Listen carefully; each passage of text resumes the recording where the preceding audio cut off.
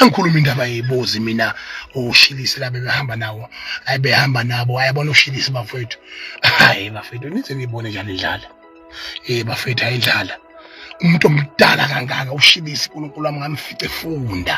lemfumfu yenwele dayayo nerasta ethi ilibekela ukuthi wakukhola umgqumeni waye khona wakwamahaka nalo le rasta ngeke asale sandawo abesidomu kanje avumela ingane ezamanyala ngoba engcenge iphalishi futhi Shilisi wisiphuphuko uyinja